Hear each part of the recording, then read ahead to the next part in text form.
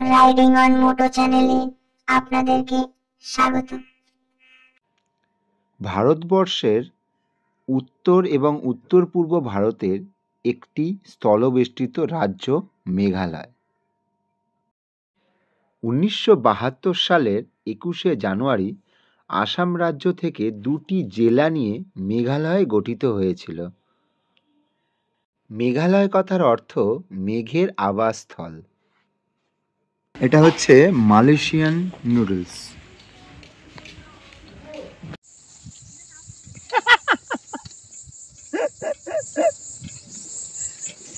বন্ধুরা phone tone সব পকেটে ঢুকিয়ে নিয়েছে, বলটা ভয় পাচ্ছে। এ বিশাল মিতু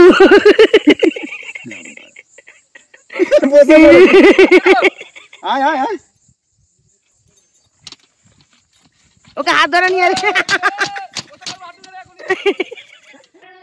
টাকা দিয়ে কষ্ট করে ঢুকেছি, আমার সঙ্গে 2 মিনিটে দম বন্ধ হয়ে মরে যাবো। এত সরু, তাহলে আমার এই চেহারা। ফুটবল আটকে গেছিল। এই ফুটবলটা আটকে গেছিল, ভাবতে পারছেন আপনারা?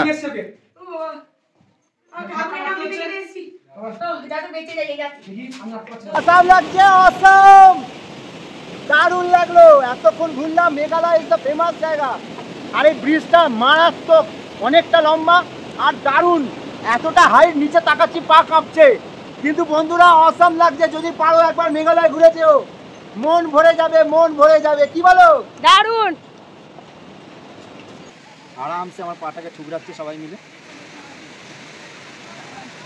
আর আমরা তো প্ল্যানেটের ছোট ছোট মাছগুলোকে দিয়ে করাতাম, এরা তো বড় বড়, আমার পাটাকে খুবলে খুবলে পুরো পরিষ্কার করে দিয়েছে। আমার কালো পা ফর্সা হয়ে গেছে। কলকাতা থেকে বাইক নিয়ে বেরিয়ে পড়েছিলাম মেঘালয় যাওয়ার উদ্দেশ্যে। আর মেঘালয় যাওয়ার পথে একবার মা কামাখ্যাকে দর্শন করলাম। কামাখ্যা থেকে আমরা চলেছি চেরাপুঞ্জির দিকে। আর চেরাপুঞ্জি থেকেই আমাদের যাত্রা শুরু হবে মেঘালয়।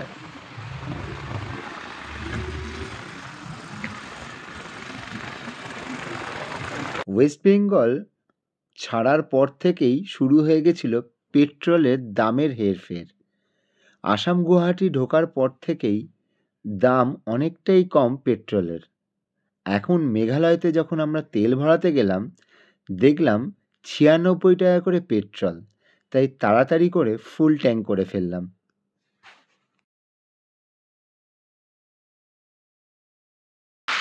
মেঘালয়তে পা দেওয়ার মুহূর্তেই আমরা দেখতে পেলাম একদম ঝকঝকে রাস্তা, ফাইন রাস্তা, আর চারিদিকে পরিষ্কার পরিচ্ছন্ন।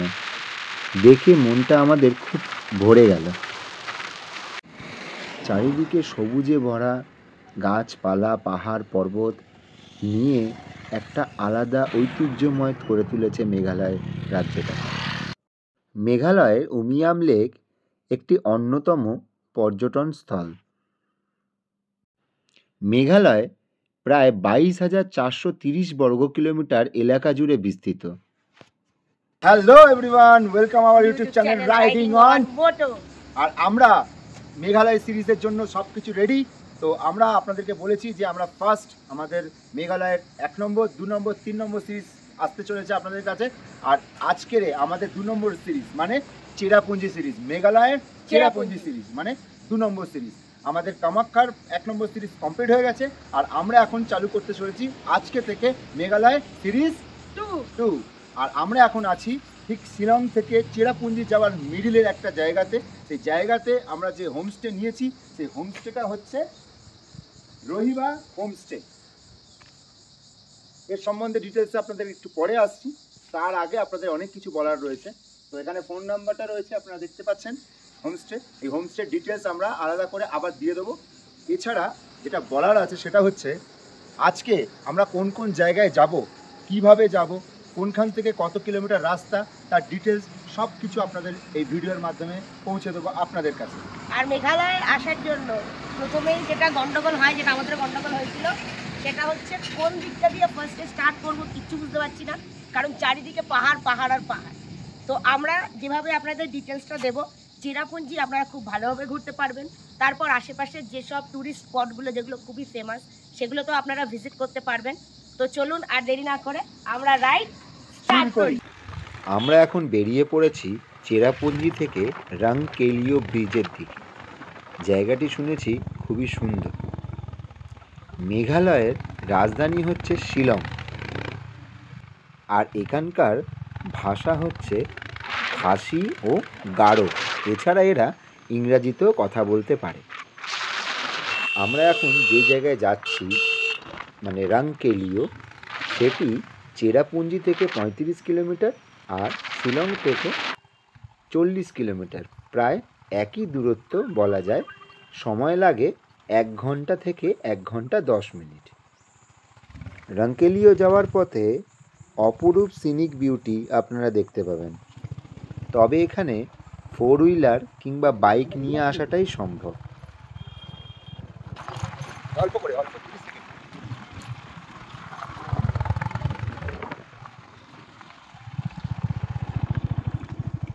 ये ब्रिज कहाँ पर है? বন্ধুরা, আমরা এসে গেছি সেই যে ব্রিজ দেখতে পাচ্ছেন। এটা একটা খুব সুন্দর জায়গা। ব্রিজটার নামটা বলে দাও তো দাদাদের। ভুলে গেছি, হ্যাঁ, আসলে এমন এমন নাম না উচ্চারণ করতে পারছি না। আর মনে তো থাকবেও না। হ্যাঁ, একবার বলছে তারপরে ভুলে যাচ্ছি নাম। তবে বাইকটা একটু দূরে রাখতে হয়। তবে রাংকেলিও ব্রিজ। হ্যাঁ, রাংকেলিও ব্রিজ। যাই হোক, বাইকার্সদের জন্য একটা স্পেশাল খবর আছে। এই রাংকেলিও ব্রিজ যদি মেঘালয়ে আসা হয়, চেরাপুঞ্জি থেকে মাত্র কিছু কিলোমিটার দূরেই রয়েছে। তবে এই রাংকেলিও ব্রিজে একটা ভালো সুবিধা আছে বন্ধুরা, সেটা হচ্ছে আপনারা অফরোডিং করতে পারবেন খুব ভালো। প্রায় 10 কিলোমিটার মতন অফরোডিং করে আমরা এসেছি। রাস্তাটা ঠিক এরকম টাইপের, কিছুটা খাদ, কিছুটা একদম পাহাড় বাঁদিকে আর ডান দিকে বড় বড় খাদ। এটাকে পুরো অফরোডিং করে এই জায়গাটা আসতে পারবেন। এখানকার ভিউটা একবার শুধু অসাম লাগছে।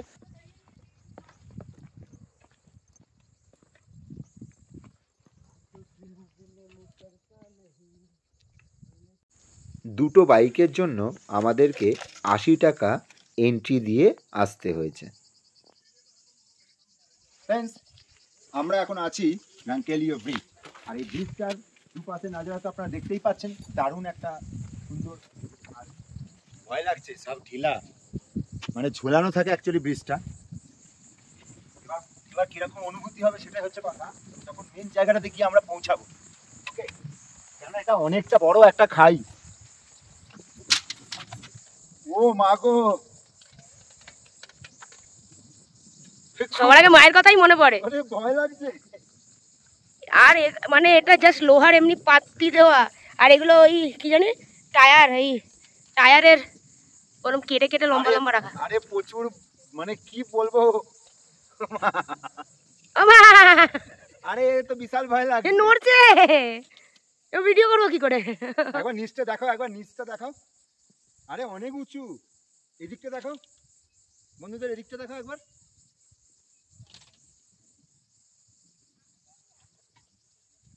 মানে পড়লে গেল।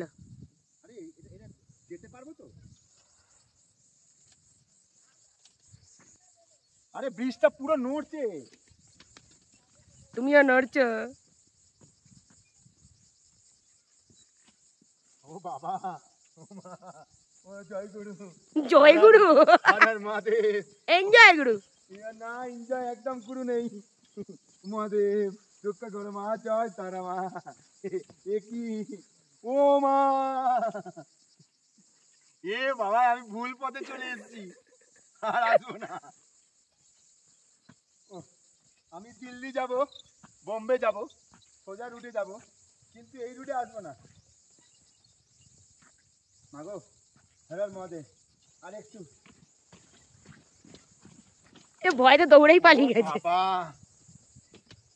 এ মারাত্মক ডেঞ্জারাস ব্রিজ। কিছু নেই এর মধ্যে, সব জং ধরে গেছে, নড়ছে করে। আর ওইদিকে কিংকর্দা আসার সাহস পাইনি। এ ব্রাদার, কাম কাম। হ্যাঁ, ব্রিজের অনুভূতিটা খুবই খারাপ ছিল বস। শ্বাসকষ্ট টাইপের হয়ে গেছে একটা, মানে কি ডেঞ্জারাস টাইপের ব্রিজটা। এবার আমাদের কিংকর, মিস্টার কিং যাকে বলে, সে আসবে। আমরা কিছু বলবো না, চুপচাপ আছি। ও মারাত্মক ভীতু, খুবই ভীতু। আমারই হাওয়া পড়ে গেছে।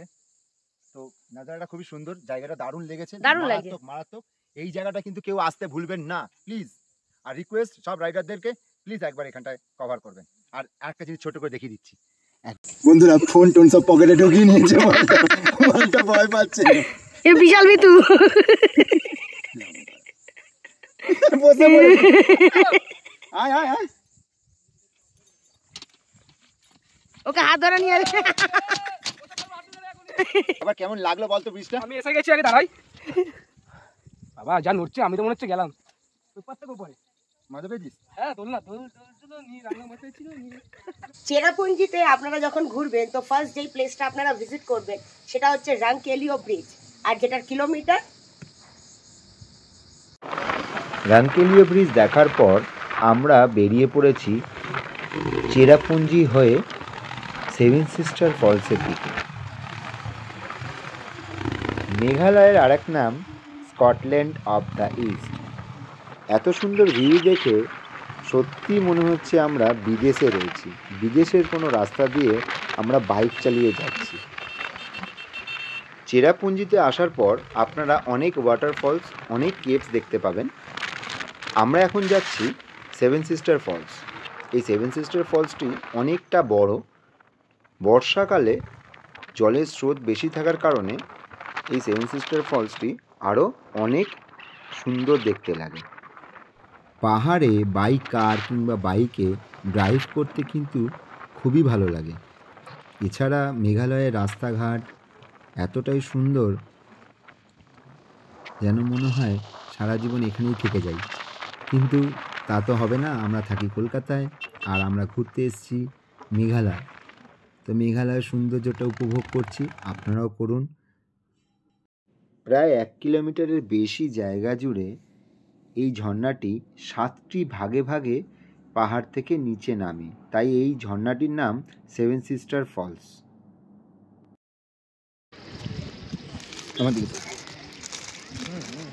আমরা এখন সেভেন সিস্টার ফলসের সামনে আছি। সেভেন সিস্টার ফলস একদম কাছে এটাই। আর আমরা খাচ্ছি হচ্ছে এখন এখানকার লোকাল আনারস নুন দিয়ে খাচ্ছি, এখন লাগছে। আর একটা জিনিস আপনাদেরকে দেখাচ্ছি, এটা একমাত্র চেরাপুঞ্জির ফল। এটা চেরাপুঞ্জি, মেঘালয় চেরাপুঞ্জির একটা ফল। এটা আর কোথাও পাওয়া যায় না। এটা এখানকার মিঠা আপেল বলে। এত সুন্দর টেস্ট, এটা কুলকে হার মানিয়ে দেবে, পাকা কুলকে। খুব সুন্দর খেতে। আমি এটা খেয়েছি এক্ষুনি, খেয়ে খুব পছন্দ হয়েছে। এটা বিক্রি করছে 6টা 20 টাকা।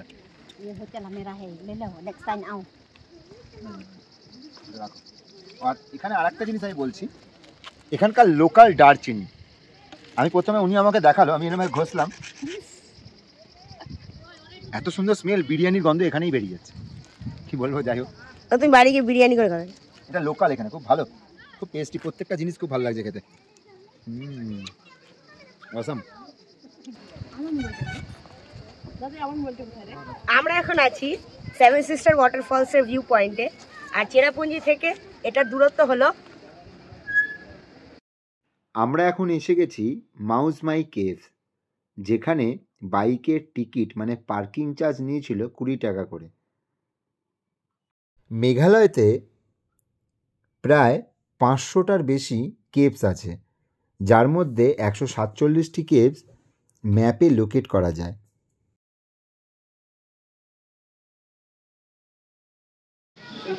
এটা হচ্ছে কেভের এন্ট্রেন্স, আর এখানে একটা গাইড ম্যাপ দেওয়া আছে, তো ঢুকলে তারপর বুঝতে পারবো।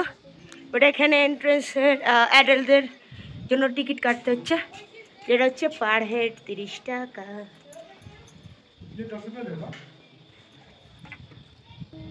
তো এরপর আমরা এখান থেকে কেভের ভেতরে যাব। চেরাপুঞ্জির মাউস মাই কেভস আসলে একটি লাইমস্টোন বা চুনা পাথরের গুহা। গুহার ভেতরটা খুবই অন্ধকার, তাই আপনাদের ভালোভাবে দেখাতে পারছি না। যতটুকু ক্যামেরায় আসছে আপনারা একটু কাইন্ডলি দেখবেন। ভেতরটা খুবই অন্ধকার, আর চারিদিকে পাথর, ঝিরিঝিরি বৃষ্টির মতন জল পড়েই রয়েছে চারিদিকে। এবং আর একটা জিনিস দেখার আছে, এই গুহার মাঝখান থেকে মানে ভেতর থেকে একটি নদীর স্রোত বয়ে মাই গড।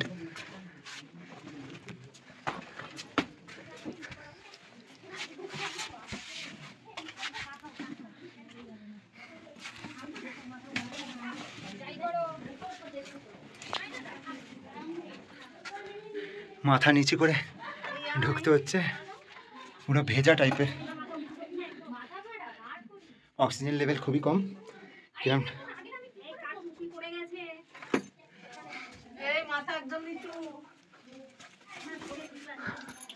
ও মাই গড,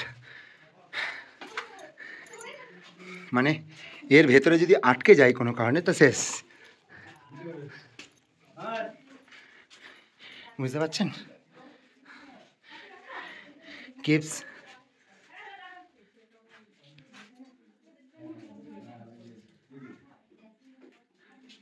চারিদিকে পুরো ভেজা ভেজা টাইপের, জল একদম কন্টিনিউ পড়েই চলেছে।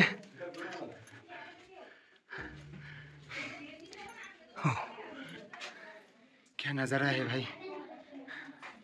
পাথরগুলো অনেক পুরনো, কিরম একটা টাইপের হয়ে গেছে।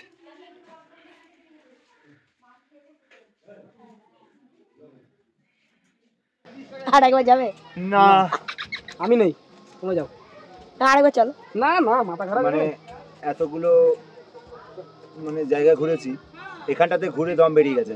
অন্য জায়গায় মজা পড়ে গেছে নিয়েছি, ভেতরে। আমার এখানে কালো হয়ে গেছে। কেননা কারণ হচ্ছে মানে এমন একটা জায়গা না ওখানটায়, মানে মারাত্মক ভয় লাগছে।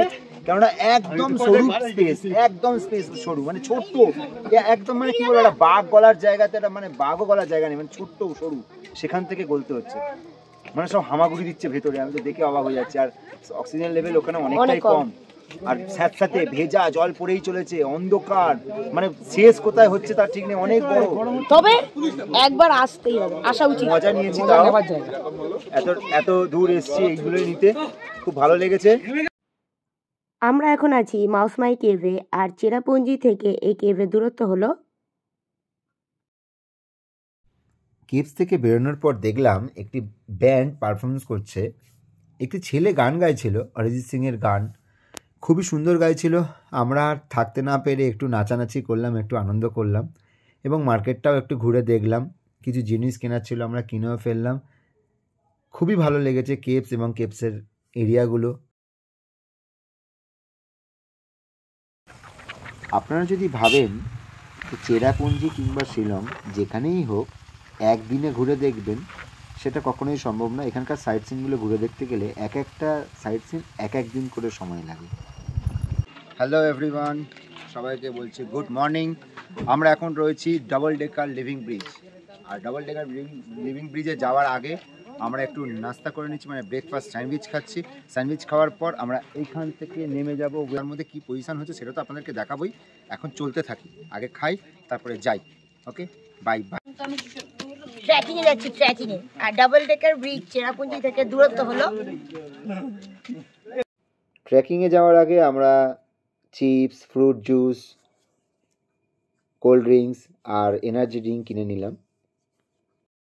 আমরা এখন চলেছি double decker bridge cover up করতে পুরো। কভার আপ করতে। আর তার জন্য আমাদেরকে প্রায় 4000 সিঁড়ি বা 4000 ফিট নিচে যেতে হবে। আর শুধু নিচে না, এটা দুবার মনে হয় নিচে যেতে হবে, দুবার উপরে উঠতে হবে। একটা পাহাড় পুরো কমপ্লিট করতে হয়, তারপরে আমাদের গিয়ে পৌঁছাতে হবে। এটা খুবই টাফ একটা পয়েন্ট, খুবই কষ্ট হয় এটা কমপ্লিট করতে, অতটা ইজি না। গাইড লাগে, আমরা গাইড নিইনি। আপনাদেরকেও বলছি, এখানে গাইড নাই। 900 টাকা 1000 টাকা করে গাইড নাই, কিছুই না। সবাই যাচ্ছে, সেখান থেকে একটাই রাস্তা যে যাওয়া যায়, শুধু লাঠিটা ভাড়া করতে হয়েছে পার পিস 20 টাকা করে।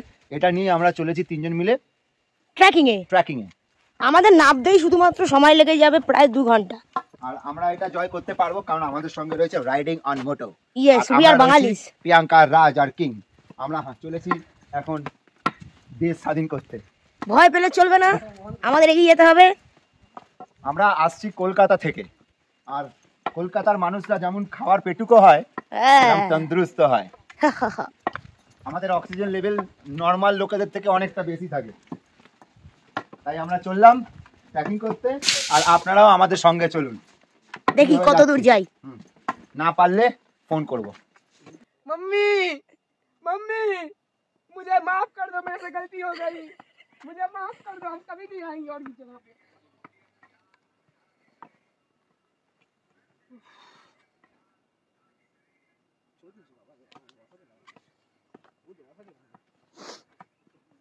নশো এখানে হাজার 900।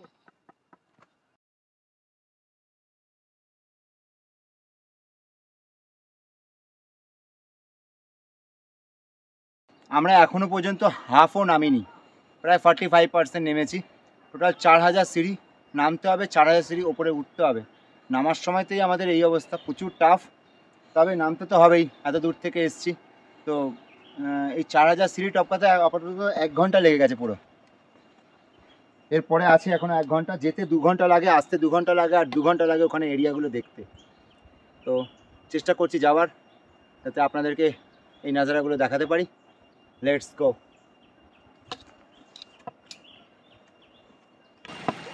কি দারুণ লাগছে, এত সিঁড়ি যে 5000 সিঁড়ি নিচে নেমেছি, 4000 5000 সিঁড়ি, এখন আর মানুষ হচ্ছে না এইসব জায়গাগুলো দেখে। কত বড় বড় পাথরের চাই।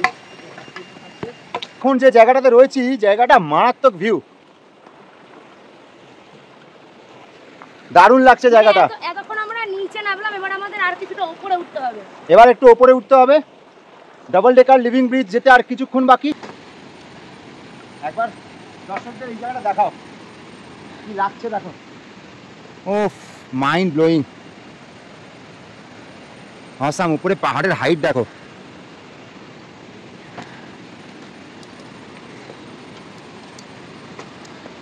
এই দিকটা দেখাও।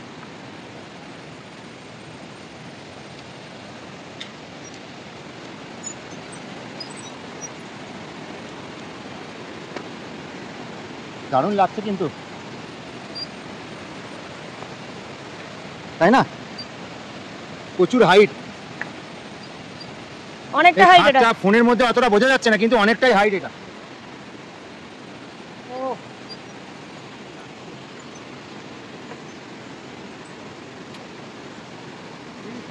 একটু ধীরে যাও, নাড়িও না।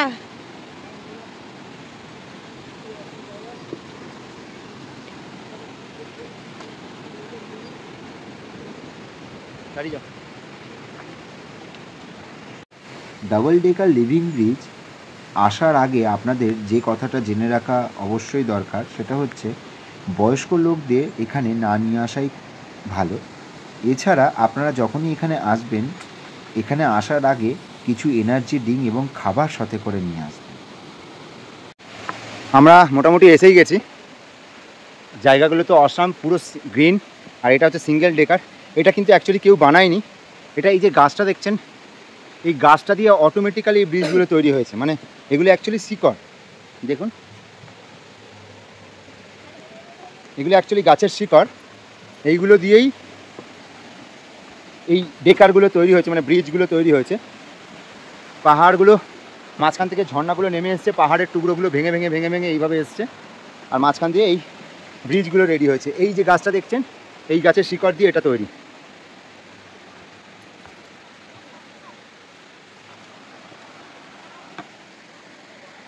তবে স্পেশালি যারা রাইডার্স আছে তাদেরকে রিকোয়েস্ট যে যদি সম্ভব হয় রাইডিং জ্যাকেট, গিয়ার, হেলমেট কিছু না নিয়ে আসুন। আর যারা এমনি আসবেন তারা কোনো রকমের লাগেজ আনবেন না, হ্যাঁ, সির্ফ একটা জলের বোতল ছাড়া। কেননা একদম রিকোয়েস্ট। এই যে হেলমেটগুলো দেখছেন, এই যে জ্যাকেট আমরা পরেছি, আমরা তো বুঝিনি, আমরা চলে এসেছি। এতটা ওয়েট নিয়ে ওপরে ওঠা খুবই টাফ, ইম্পসিবল, সম্ভবই না। यहाँ पर क्या है आपका? डबल डेकर बीच है यहाँ। डबल डेकर बीच कौन सा है? ये वाला। और रेनबो फॉल्स? हाँ, 1 आवर और दूरी पे है। और ये जो है आप এসে গেছি আমরা ডাবল ডেকার ব্রিজ। এটা হচ্ছে ডাবল ডেকার ব্রিজ। এটা পুরোটাই গাছ, মানে গাছের শিকড় দিয়ে তৈরি। যেটা ডাবল ডেকার আপনারা কি করে জানবেন? দেখতে পাচ্ছেন নিচে একটা আছে আর একটা উপরে। আমি নিচে নিয়ে যাচ্ছি আপনাদের।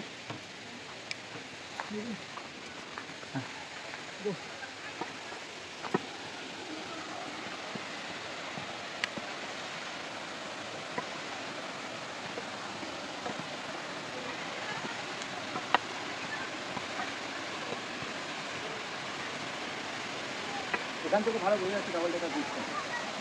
আবার দিকে দেখাও। এই হচ্ছে double decker bridge. Number 1 and number 2 দুটোতেই ওঠা যায়। আমি একটা উঠে যাবো তো দেখে আসি। এ নিচে উঠছে এখন, মানে নিচে যাচ্ছে।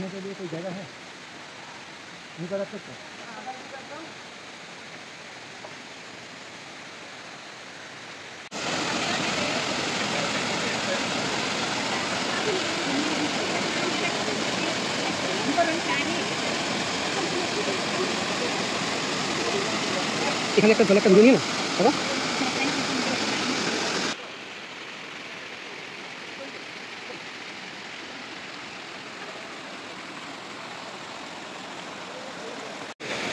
একজন বসে বসে বিশাল আরাম নিচ্ছে।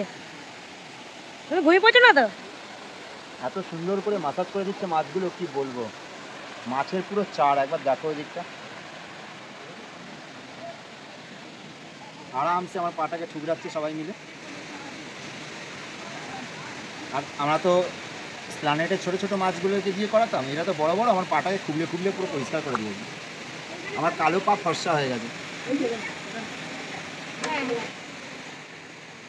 তুমি একটা পা দিয়ে রেখেছো কেন? আরেকটা দাও। কারণ একটা পায়ের ম্যাসাজ হয়ে গেছে, এবারে আর একটা পা বাড়িয়ে দিয়েছি, ওটাও করে দিচ্ছে। বড়গুলো একটু জোরে মানে আঙুলটাকে ভাবছে কোনো খাবার, ওটা গিলে দিচ্ছে, আবার বার করে দিচ্ছে। লাগবে না তো?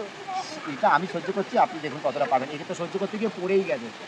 তারপর আবার জামা কাপড় কিনতে পরে হবে। গেছি জামা কাপড় কিনে আবার পরলাম। হ্যাঁ, ওখানে ছবি তুলছিল আর পায়ে বড় মাছটা কামড়ে দিয়েছে, ও ভয়ে লাফি পড়েছে, জলের মধ্যে পুরো ডুবে গেছে। কামড়ানোর জন্য তো বসেছি, তাহলে আবার কামড়াচ্ছিস কেন? এখানে দুই ভাই বসে বসে মাসাজ আমি নিচ্ছে। দেবই না আমাকে ভিডিওটা করে দাও না। জান এখানে বসবি কেন এসে? এবার এরা দুজন বলছি মিলে বেরিয়ে ঝগড়া যাও, তার করছে। কোনো ভিডিও করা যাবে না। এরা ভিডিও করা নিয়ে ঝগড়া করছে আর এরা মাছের এখন ইয়ে করছে। মাছ চাষ করছে এখন আমি।